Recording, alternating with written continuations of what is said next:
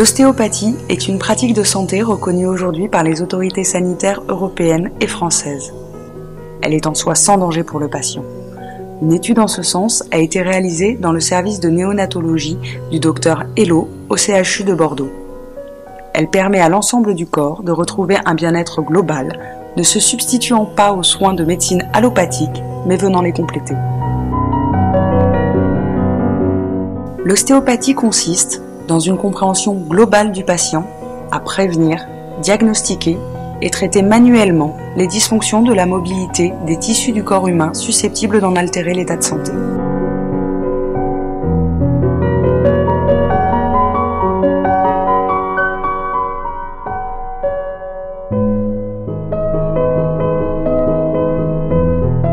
L'ostéopathe a pour objectif l'homéostasie, l'autorégulation qui est présente au niveau cellulaire comme dans le corps humain entier et dans l'environnement.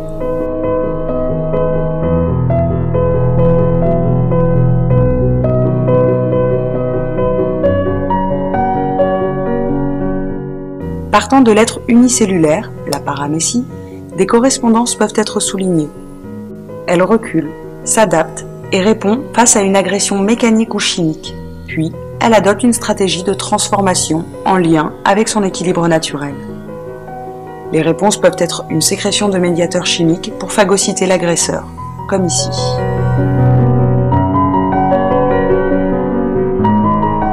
Les lois qui gouvernent l'infiniment petit ne sont-elles pas semblables à celles gouvernant l'infiniment grand ?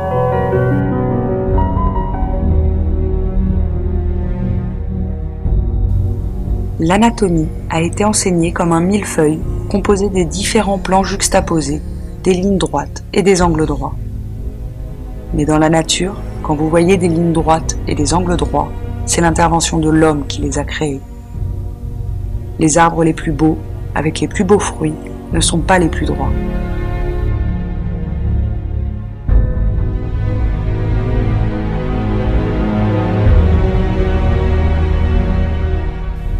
Quand on voit le mouvement des algues, le mouvement se répercute à tous les éléments. Elles se baignent dans un fond d'information commun.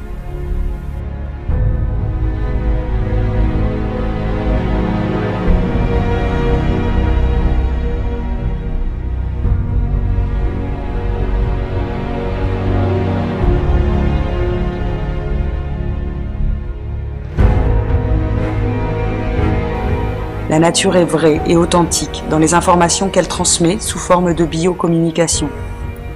Les multiples règnes dans la nature, minérale, végétale, animale, sont synthétisés par l'esprit humain et permettent de chercher l'unité, le non-dit, la perception. C'est la langue natale des humains qu'ils ont oubliée.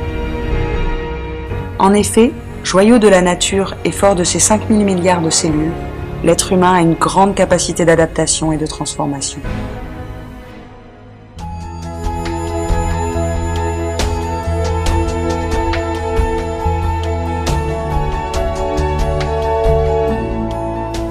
La main invisible de l'ostéopathe sert de témoin, de passeur, de fulcrum entre le milieu intérieur, l'interoception, et le milieu extérieur, l'extéroception. La pratique ostéopathique comprend un grand nombre de techniques, dont celle qui consiste à percevoir le corps en suivant son tissu constitutif, les fascias. Le praticien, en posant sa main sur les tissus, a l'intention de participer à l'autorégulation du corps et au rétablissement de la santé. Il se projette à l'intérieur du patient, au sein de son environnement sensitif et sensoriel. Les poètes ont toujours vu le corps sensible comme le reflet de l'esprit. L'ostéopathe utilise le toucher, sens particulièrement adapté pour communiquer et rechercher la santé. C'est le sens qui se développe le plus précocement dans la vie intra-utérine. Le futur bébé baigne dans l'eau du placenta et les capteurs de la sensibilité sont particulièrement sollicités.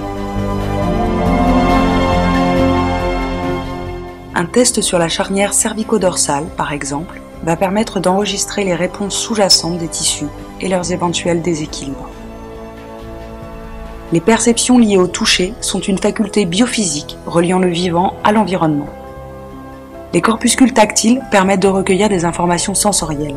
C'est un phénomène de mécanotransduction qui déclenche une cascade de réactions et d'abréactions, modifiant les structures de la matrice et des cellules, influençant le fonctionnement global et l'environnement.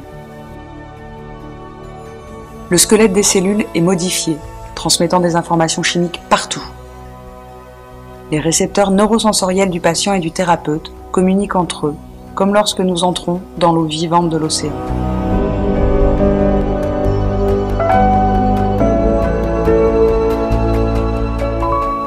Ces informations sensorielles sont difficilement reproductibles à l'identique et subjectives. Il est donc difficile de les évaluer par les méthodes statistiques, mais elles sont répétables et transmissibles. Le toucher est également le sens qui est encore le plus actif en fin de vie, quand la vue, l'ouïe, le goût ou l'odorat ne sont plus très discriminants.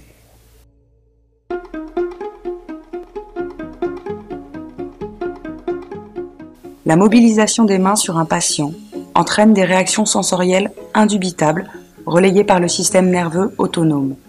Mouvements respiratoires, mouvements rapides des yeux, changement de chaleur tissulaire et corporelle, relâchement ou contraction réflexe viscérale. Ces réactions valident le concept ostéopathique.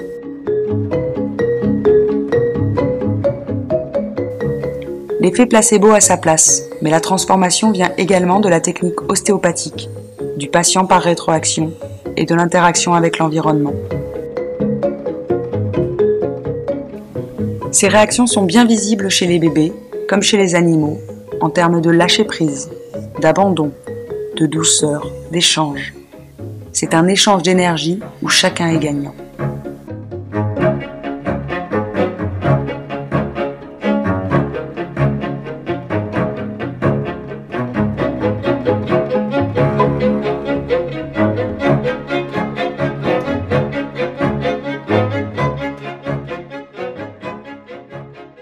Le docteur Guimberteau a montré que l'action des massages et des manipulations avait une action indéniable et tangible.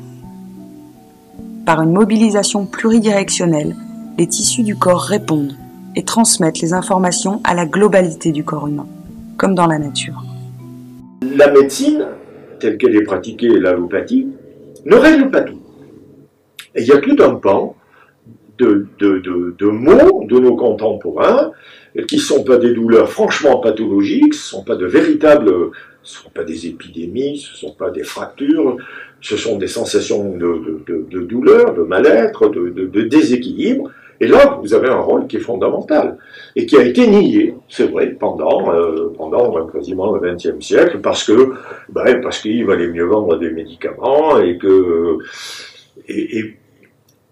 c'était plus facile, je pense.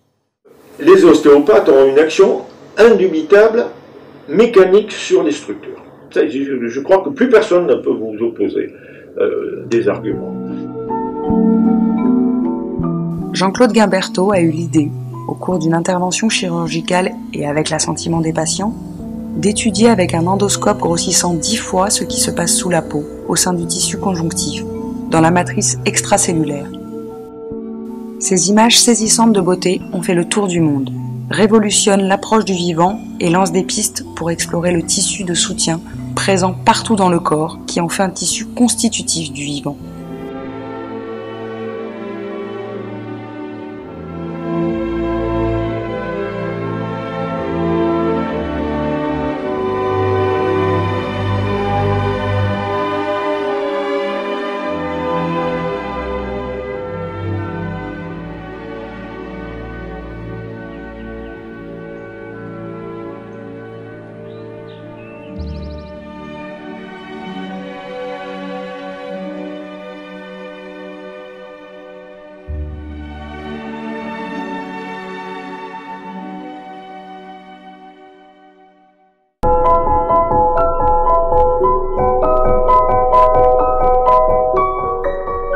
L'approche faciale et d'écoute tissulaire fait partie des techniques de l'ostéopathie. Mais toutes les techniques utilisent les mêmes principes de chercher l'unité du corps humain, la globalité, des relations entre la structure et la fonction, d'utiliser la chimie qui est présente dans le corps plutôt que de la chimie à l'extérieur du corps. Et dans ces techniques, donc cette recherche d'un point d'équilibre, elle peut amener à un moment d'aller plus profond au niveau des tissus. Le travail facial peut se faire par un déroulé au niveau des tissus conjonctifs, suivre l'information que montre le bras, en relâchant, en remontant dans la globalité, sans chercher à faire quelque chose. Et quand il y a des informations de blocage ou de tension, le bras va le manifester. Et le tissu conjonctif à l'intérieur du corps continue à ouvrir, éliminant donc les tensions qui ont pu être enquistées. Les notions de rythme, d'espace, de temps sont essentielles. Voilà, on passe par des points d'arrêt. Et pendant ce temps, que se passe-t-il sous la peau ?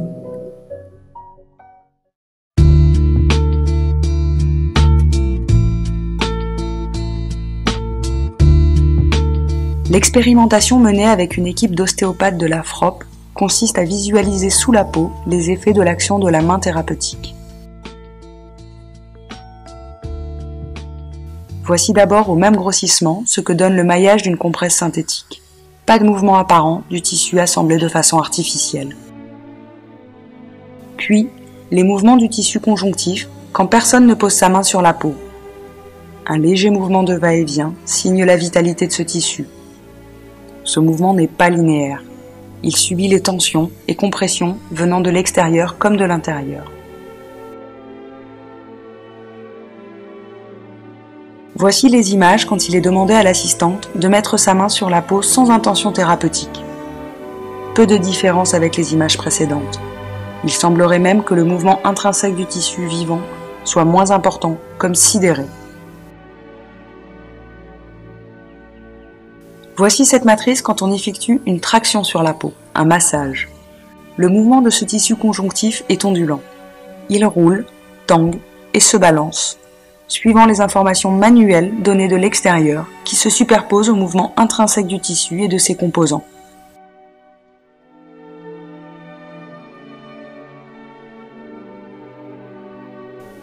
Voici les transformations quand un ostéopathe, utilisant tous ses sens en synergie, pose sa main et effectue un étirement facial. Il ne s'agit plus d'un massage venant de l'extérieur, mais d'écouter les tissus, participer au rythme et au mouvement, puis induire une exagération dans un sens et écouter les réactions du tissu.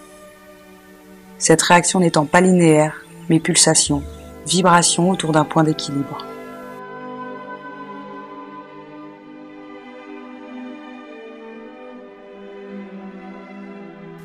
Une manœuvre manipulatoire à distance.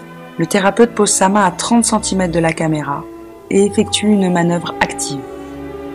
À distance, une modification tissulaire est perçue comme les vagues à la surface de l'eau. Une intention sans mouvement visible du thérapeute. Un dégagement de chaleur, une légère coloration des tissus, signe d'un travail, mais pas vraiment de mouvement, du moins à cette échelle.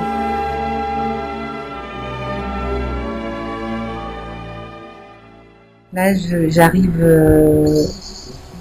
en déroulé vers un point neutre. Là, point neutre. Point neutre. Là, je bouge le poignet. Ça bouge en profondeur. On a l'impression dessous. Et là, je vais faire une manœuvre à distance au niveau du poignet. Là, oui. Mais tu bouges une structure musculaire et indubitablement, il y a un mouvement au niveau des fibres.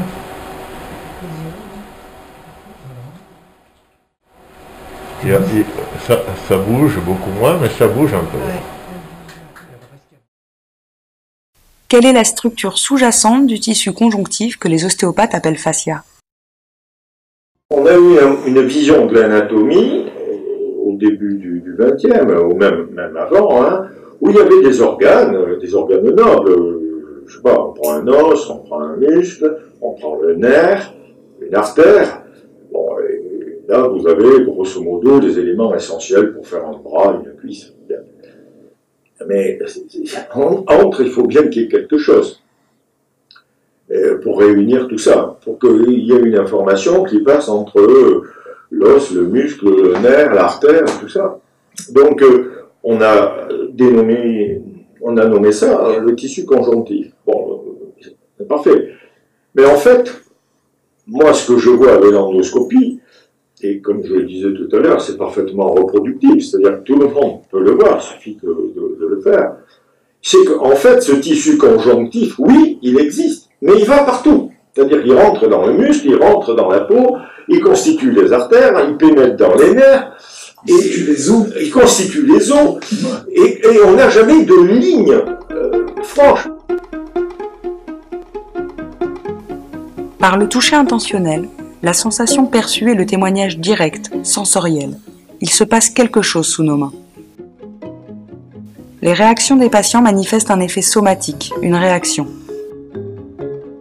Par cette exploration, nous entrons dans un territoire encore inconnu et qui n'est pas visible avec les yeux.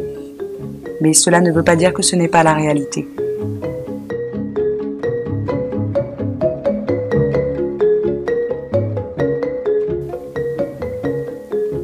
Les réactions biologiques que manifestent les patients sont une réalité et un émerveillement. Quand l'ostéopathe pose ses mains sur un patient et commence à avoir des mobilisations intentionnelles actives ou passives, on voit des réactions sensorielles. On perçoit un changement du mouvement respiratoire du patient, des mouvements rapides des yeux, des changements de chaleur au niveau des tissus. Tout cela n'est pas des artefacts et pourrait être analysé.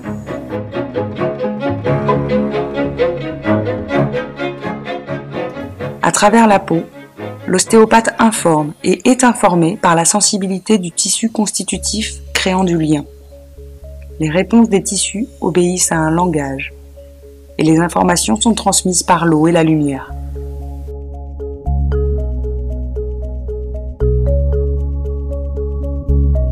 On ne peut pas comparer vos activités à celles de quelqu'un qui n'y connaît strictement rien et qui va se contenter de tirer un peu la peau. Non, je crois qu'il y a une façon de faire qui doit être douce, bien ciblée. Et quand vous faites ce mouvement de rotation, je ne peux pas m'empêcher de voir ces fibres qui vont bouger, glisser les unes sur les autres, s'écarter, s'étirer, se dissocier pour revenir ensuite, quand vous arrivez à arrêter le mouvement, revenir à une situation de repos qui est sûrement assez proche de l'état antérieur, mais pas forcément. Puisque j'ai pu constater qu'il y a des fois où le retour à la position repos ne se fait pas de la même façon que le déclenchement du travail. C'est-à-dire, quand vous tirez, il y a des fibres bougent, vous remettez en position repos avec un mode de fonctionnement, vous retirez et les fibres vont bouger à peu près de la même façon, mais il y en a certaines qui vont être différentes. La matrice extracellulaire est sécrétée par les fibroblastes, cellules de base du tissu conjonctif. C'est un gel aqueux servant de colle, mais transmettant les informations comme nous le voyons sur le film. Cette ultrastructure démontre la double fonction des fibroblastes. Ils ont d'abord une activité de synthèse et sécrètent les fibres et la substance fondamentale du tissu conjonctif. Mais ils produisent aussi les enzymes nécessaires à la dégradation des protéines de la matrice extracellulaire. L'ensemble des fibroblastes d'un tissu conjonctif assure ainsi son renouvellement constant.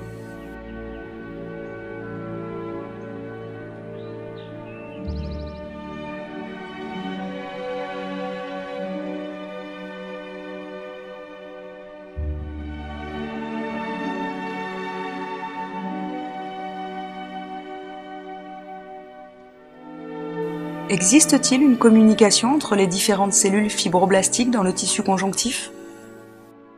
Il y a quelques séquences où il y a un amas de cellules de type fibroblaste et on tire sur une fibre et on voit la cellule bouger. Alors elle bouge parfois individuellement, c'est-à-dire qu'il y en a une qui bouge ou deux, et parfois en groupe, c'est-à-dire il y en a une bonne dizaine. Mais quand on regarde un amas de fibroblastes, hein. J'ai essayé de compter combien il pouvait y en avoir à peu près, mais on arrive très rapidement dans les 5 millions de cellules. Donc 5 millions de cellules, sur une toute petite structure. Donc il y a une densité énorme. Donc quand on tire dessus, elles se déplacent quasiment toutes en même temps. Et c'est très... Alors tout à l'heure, on parlait de quelques analogies, mais quand on voit ces cellules bouger, on a l'impression que c'est un banc de poissons, quoi. Elles bougent toutes en même temps.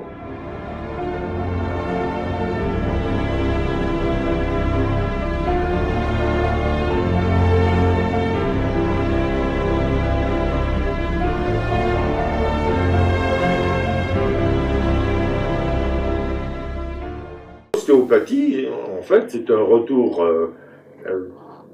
intelligent et qui se doit d'être scientifique à des pratiques qui étaient plus anciennes mais qui se sont avérées efficaces.